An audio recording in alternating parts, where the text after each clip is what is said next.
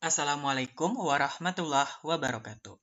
Halo teman-teman, pada hari ini kita akan membahas beberapa soal kompetisi sains nasional tingkat kabupaten maupun provinsi yang berhubungan dengan topik meteorologi, klimatologi. Nah, tentunya ini dapat kita jadikan bahan untuk persiapan KSNK tahun 2022. Selamat belajar. Soal yang pertama, jika kita bandingkan antara jumlah unsur cuaca dan iklim, manakah pernyataan yang benar? Oke, ada unsur cuaca kecil dari iklim, katanya. Unsur cuaca sama dengan iklim. Nah, jawabannya adalah B. Unsur cuaca itu sama dengan unsur iklim. Kenapa? Karena yang membedakannya hanya dari segi waktu serta luas. Nah, maksudnya bagaimana? Mari kita pahami dulu penjelasan berikut. Unsur-unsur cuaca dan iklim itu seperti radiasi matahari bisa jadi dalam bentuk kerapatan fluks radiasi surya dan lama penyinarannya. Juga ada suhu udara, tekanan, kelembaban, awan, hujan, penguapan atau evaporasi, kecepatan angin, bahkan arah angin. Nah, itu semua adalah unsur cuaca dan iklim. Secara dasarnya itu mereka memiliki jumlah yang sama, karena mereka adalah satu cakupan. Yang membedakannya itu adalah dari segi, kalau cuaca itu meliputi daerah tertentu saja, daerahnya sempit. Kalau iklim itu meliputi daerah yang luas. Nah, cuaca diamati dalam waktu singkat, sedangkan iklim kebalikannya ditentukan dalam waktu yang lama. Bisa jadi 11-30 tahun. Cuaca itu mudah berubah. Iklim bersifat tetap atau stabil dan tidak mudah berubah. Cuaca terjadi di tempat yang sempit. Nah, seperti yang kita bahas tadi, cuaca terjadi dalam waktu kurang lebih 24 jam, sedangkan iklim itu terus-menerus. Cuaca dapat diamati secara harian, iklim diamati bertahun-tahun. Cuaca mudah diperkirakan, sedangkan iklim sulit. Nah, perakiraan mengenai iklim lebih sulit dilakukan. Oke, itulah perbedaan cuaca dan iklim. Soal yang kedua. Topan Haiyan yang melanda Filipina beberapa waktu lalu telah mengundang perhatian dunia karena kedahsyatannya. Untuk menyatakan tingkat kekuatan topan dikenal skala yang disebut sebagai, nah di sini ada 5 skala ya di opsinya Beaufort, Unagi, Saffir-Simpson, Fujita, dan Hadley. Mari kita bahas satu persatu dulu. Namun sebelum kita bahas, jawabannya adalah C, skala Saffir-Simpson. Oke, skala Saffir-Simpson, teman-teman dapat melihat pada slide, skala angin topan Saffir-Simpson sebelumnya dinamakan skala topan Saffir-Simpson, mengklasifikasikan angin topan-topan tropis belahan barat yang memiliki intensitas lebih tinggi dari depresi tropis dan badai tropis ke dalam 5 kategori yang dibedakan atas dari intensitas dan intensitas angin berkelanjutan. Nah, di sini teman-teman dapat melihat 5 skala atau klasifikasinya. Nah, seperti yang disampaikan di penjelasan tadi. Dan soal kita tadi dia menanyakan tentang topan Haiyan. Jadi jawabannya adalah Saffir-Simpson. Selanjutnya ada skala Fujita. Nah, skala Fujita itu untuk tornado. Ya, jadi bukan topan, dia ke tornado, terutama untuk kerusakan tornado yang ditimbulkan pada struktur dan tumbuhan buatan manusia. Nah, di sini ada beberapa skalanya, teman-teman dapat melihatnya. Selanjutnya ada skala Beaufort, adalah ukuran empiris yang berkaitan dengan kecepatan angin untuk pengamatan kondisi di darat atau di laut. Beaufort mengukur kecepatan angin dengan menggambarkan pengaruhnya pada kecepatan kapal dan gelombang air laut. Skala Beaufort menggunakan angka dan simbol. Oke, kita masuk soal nomor 3. Keterkaitan semua subsistem iklim yang demikian kompleks namun terintegrasi disebut sebagai A. Iklim, B. Cuaca, C. Sistem iklim, D. Sistem cuaca, E. Siklus perubahan. Jawabannya adalah sistem iklim. Kenapa? Karena yang dikatakan berkaitan adalah iklim di soal. Kita tahu bahwa iklim itu adalah keadaan rata cuaca dalam waktu yang lama, tempat yang luas. Sedangkan cuaca itu keadaan atmosfer atau udara pada tempat yang sempit dan waktu yang cepat.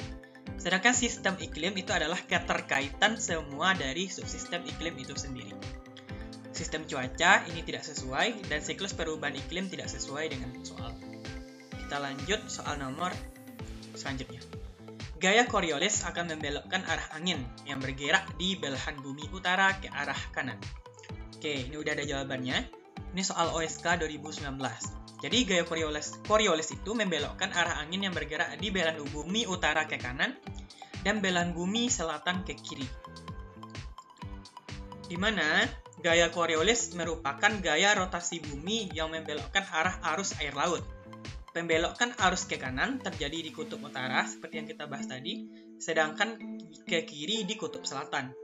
Efek Coriolis menghasilkan aliran gyre yang searah jarum jam pada kutub utara dan berlawanan dengan arah jarum jam pada kutub selatan. Oke, ada lagi beberapa hukum tentang angin ini. Ada hukum Stephenson, katanya kecepatan angin itu bertiup berbanding lurus dengan gradien barometrik. Semakin besar gradien barometrik, semakin besar kecepatan angin. Gradien barometrik itu apa? Dia adalah angka yang menunjukkan perbedaan tekanan udara melalui dua garis isobar yang dihitung untuk setiap 1 derajat di ekuator. Teman-teman dapat melihat contoh soalnya pada slide. Nah, itu ada gambarnya. Terus ada kekuatan angin A dan P terletak pada isobar 1000 milibar. Nah, ini bisa teman-teman pahami saja contoh soalnya. Selanjutnya ada hukum West-Balot. Katanya, pembiasan angin menurut hukum West-Balot itu di belahan utara menyimpang ke kanan, di selatan menyimpang ke kiri. Hal ini terjadi karena bumi berotasi dari barat ke timur, dan bumi yang bulat bentuknya memepat di kedua kutubnya. Itu hukum West-Balot, hukum Balot yang sering kita kenal. Soal selanjutnya. Hujan yang timbul di daerah pegunungan biasanya diakibatkan oleh massa udara yang melewati sisi depan gunung, banyak membawa uap air. Hujan yang terjadi di wilayah pegunungan disebut dengan hujan. Nah, kalau ada kata-kata jenis hujan yang membahas gunung, jawabannya langsung orografis. Karena hujan orografis itu kontak sekali dengan pegunungan. Ya, ada daerah bayang hujan dan ada daerah yang hujan. Nah, sedangkan untuk hujan-hujan lainnya, itu yang pertama kita bahas hujan zenital. Nah, hujan zenital ini biasanya hampir mirip dengan konvektif. Dia terjadi di daerah khatulistiwa. Terjadi penaikan massa air. Nah, sedangkan untuk hujan frontal itu pertemuan massa udara panas dengan massa udara dingin. Oke, ini ada gambarnya supaya lebih jelas. Nah, hujan zenital ini sering terjadi di daerah khatulistiwa. Kalau hujan orografis di daerah pegunungan, hujan frontal pertemuan massa udara panas dengan dingin. Jawabannya orografis. Radiasi matahari yang masuk ke dalam sistem bumi akan ditransmisikan, dipantulkan, diserap, dibiaskan, dan dihamburkan ke segala arah oleh partikel yang ada di udara. Perbandingan antara radiasi yang diserap dan yang diterima disebut sebagai albedo, absorptivitas, reflektivitas, transmisivitas, hamburan. Mari kita bahas istilah berikut. Albedo itu adalah perbandingan tingkat sinar matahari yang datang ke permukaan dengan yang dipantulkan kembali ke udara. Nah, itu kata kuncinya, perbandingan tingkat sinar matahari yang datang dan yang dipantulkan. Absorptivitas adalah kemampuan suatu benda untuk menyerap benda lain. Semakin besar absorptivitas, maka semakin cepat benda menyerap suatu zat. Absorptivitas suatu benda tergantung pada zat yang diserap. Ada tadi istilah transmisivitas, yaitu kemampuan aquifer untuk meneruskan air melalui suatu bidang vertikal setebal aquifer dengan lebar 1 satuan panjang dan 1 unit landaian hidrolika. Nah, jadi jawabannya yang tadi adalah albedo. Ada istilah hamburan. Hamburan itu merupakan gabungan dari berbagai hamburan sebagai fungsi dari kondisi atmosfer atau ukuran partikel yang ada di udara. Hamburan itu ada 5, ada hamburan umum, Rayleigh, hamburan Mie, hamburan non-selektif, dan hamburan atmosfer. Nah, untuk hamburan umum, hamburan ke semua arah yang terjadi bila radiasi mengenai partikel yang ada di udara. Hamburan Rayleigh, hamburan yang terjadi pada partikel kecil yang diameternya lebih kecil dari panjang gelombang radiasi datang. Hamburan Mie, hamburan yang terjadi pada partikel dengan diameter hampir sama dengan panjang gelombang radiasi. Hamburan non-selektif, hamburan yang tidak tergantung pada panjang gelombang dan arah radiasi. Hamburan udara adalah hamburan nyata yang terjadi di udara. Oke, soal selanjutnya. Bulan Januari sampai Februari, wilayah Indonesia masuk musim hujan, khususnya wilayah yang berpola monsunal. Pola ini digambarkan dengan pola curah hujan bulanan dalam 1 tahun yang menyerupai huruf. Jawabannya adalah huruf V. Kita lihat penjelasannya. Nah, pola curah hujan Indonesia itu dibagi menjadi 3. Ada hujan monsun, pola hujan ekuatorial, pola hujan lokal. Lalu apa bedanya? Kalau monsun memiliki perbedaan yang jelas antara periode musim hujan dan periode musim kemarau.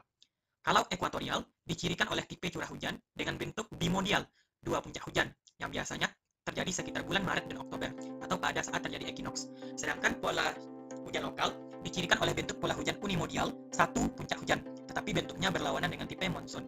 Nah, untuk wilayahnya yang monsun itu biasanya di Sumatera bagian timur dan selatan, Jawa, Bali, Nusa Tenggara, Kalimantan bagian selatan, Sulawesi Selatan bagian pantai barat, Sulawesi Tenggara bagian barat dan Pulau Buton, Sulawesi Utara, Maluku, Papua, dan Merauke. Untuk ekuatorial itu ditemukan banyak di Sumatera bagian barat, Kalimantan Utara, sebagian Sulawesi Tengah dan Sulawesi Selatan, dan Papua Tengah. Untuk pola hujan lokal itu sering ditemukan di bagian Parigi, Palu, Luwu, Banggai, Kepulauan Banggai, Buru, Seram, Ambon, Sorong, Fak-Fak, Sulawesi Selatan, bagian pantai timur. Itulah 3 pola curah hujan di Indonesia. Soal berikutnya, ketika sistem klasifikasi iklim top 10 mendapat perhatian besar dari banyak pihak, maka banyak peneliti yang mengajukan klasifikasi empirik yang digunakan untuk tujuan tertentu. Di antara klasifikasi berikut yang bukan klasifikasi iklim empirik adalah, jawabannya Haldon, ya.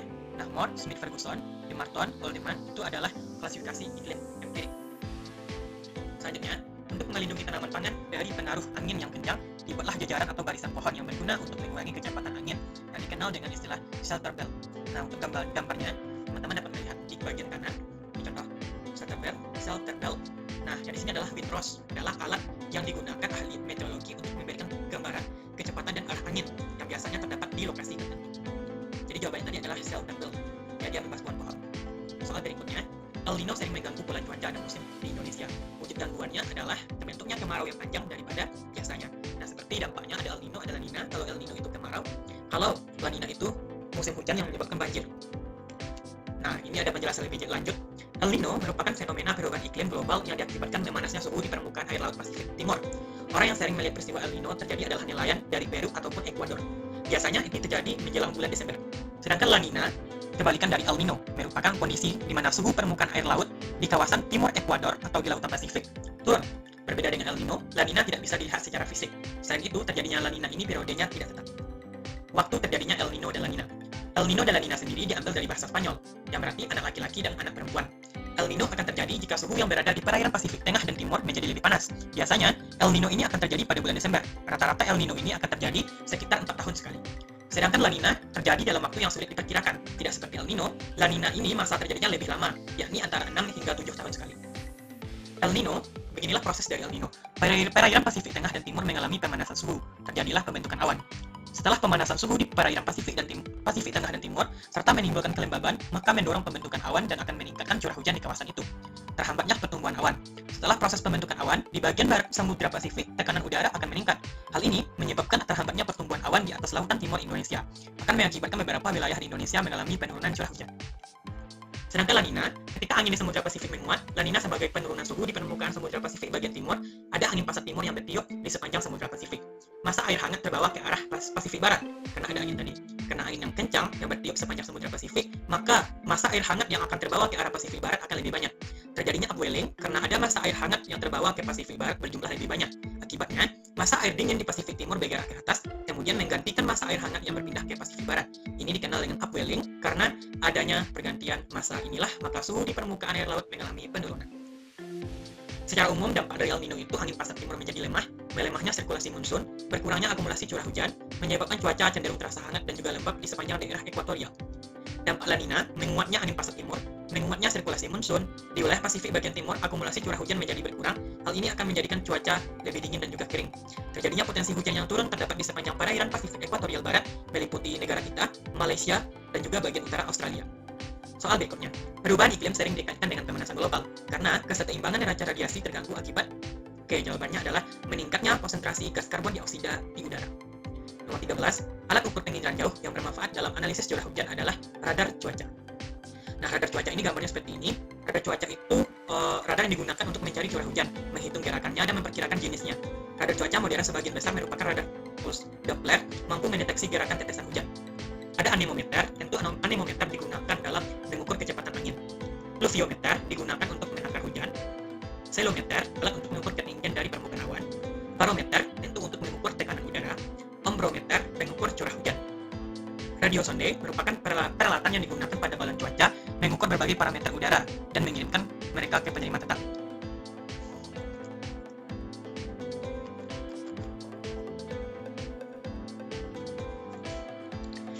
Radiosonde merupakan peralatan yang digunakan pada balon cuaca untuk mengukur berbagai parameter udara dan mengirimkan ke penerima.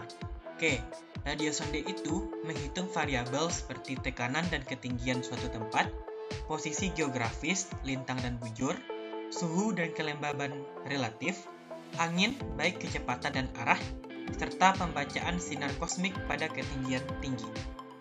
Selanjutnya ada camel stop, yaitu alat yang digunakan untuk mengukur lama penyinar matahari pada suatu periode tertentu yang dinyatakan dalam satuan waktu atau jam atau persen. Nah, soal berikutnya. Kota A dan B berada pada lintang yang sama, namun kota B lebih dekat dengan bodi air yang besar, lautan, dibanding kota A. Sehingga pola suhu tahunan kota B akan terlihat A. Sangat berfluktuatif, B. Berfluktuasi kecil, C. Tidak berfluktuasi, dan D. Kadang berfluktuatif, kadang tidak. Jawabannya adalah berfluktuasi kecil. Karena apa? Karena dia dekat dengan sumber air. Nomor 15. Di antara faktor yang mempengaruhi iklim satu tempat di bawah ini, yang paling mempengaruhi iklim wilayah dekat pantai adalah arus laut. Karena arus laut itu sangat kontak dengan pantai. Nah, kalau lintang, massa udara, sistem tekanan, itu masih ada juga yang kontak dengan, masih sifatnya tidak mendominasi, ya, masih bisa di darat dan bisa di laut. Kalau arus laut, pasti topiknya itu di laut.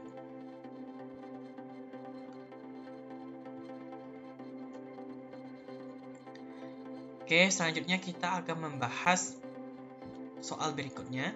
Di antara metode klasifikasi iklim yang banyak digunakan untuk menentukan zona agroklimat atau wilayah yang cocok untuk menanam padi, khususnya di pesisir Pulau Jawa adalah yang pertama, klasifikasi iklim Smith-Ferguson. Merupakan klasifikasi iklim berdasarkan curah hujan. Klasifikasi ini iklim dibagi menjadi 8 tipe, yaitu dari A sampai H, dengan nilai Q dapat teman-teman lihat. Nah, keterangannya ada dimulai dari sangat basah sampai luar biasa kering. Untuk mencari Q itu adalah jumlah rata-rata bulan kering bagi jumlah rata-rata bulan basah kita kalikan 100%. Kapan dia dikatakan bulan basah? Ketika curah hujannya besar dari 100 mm. Kapan dia dikatakan kering? Jika curah hujannya kurang dari 60 mm. Selanjutnya iklim Alderman, yaitu menggunakan curah hujan sebagai acuan. Bedanya dengan iklim Smith-Ferguson, pada kriteria bulan basah dan cara menghitungnya, iklim Alderman untuk menentukan tipe iklimnya tidak perlu menggunakan rumus seperti Smith-Ferguson. Nah, kriteria bulan basah pada iklim Alderman, yaitu curah hujannya besar dari 200 mm, dan bulan keringnya curah hujan kurang dari 100 mm. Iklim Junghon, yaitu iklim berdasarkan ketinggian suatu tempat, serta vegetasi apa yang dapat hidup di sana. Nah, di sini teman-teman dapat melihat pada gambar, ada zona dingin, zona sejuk, zona sedang, dan zona panas.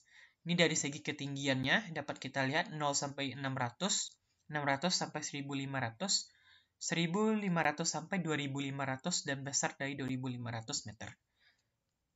Nah, ini ada vegetasinya yang 0 sampai 600, itu ada karet, coklat, tembakau, karet, tebu, jagung, padi, kelapa. Selanjutnya ada iklim Moore 1933. Nah, menurut Moore, Köppen kurang berlaku di Indonesia, terutama tentang hujan. Moore mencoba hujan dan evaporasi sebagai indikasi khusus dari daerah tropik. Berdasarkan penelitian tanah, Moore membedakan 3 tingkat kebasahan untuk berbagai bulan dalam satu tahun. Bulan basah dikatakan yaitu jika curah hujannya besar dari 100 mm, dan bulan kering kecil dari 60 mm. Iklim fisis, yaitu iklim berdasarkan kenyataan sebenarnya di permukaan bumi. Iklim fisis terbagi menjadi 5, yaitu iklim laut atau maritim, iklim darat atau kontinen, iklim dataran tinggi, iklim gunung, dan iklim muson. Oke, soal nomor 20. Di antara elemen iklim di bawah, manakah yang biasanya digunakan untuk gangguan tropis di wilayah kita? Nah, untuk mengetahui gangguan tropis, biasanya itu adalah curah hujan. Karena Indonesia identik sekali dengan hujan yang tinggi. Oke, mungkin itulah beberapa pembahasan soal hari ini. Terima kasih. Assalamualaikum warahmatullahi wabarakatuh.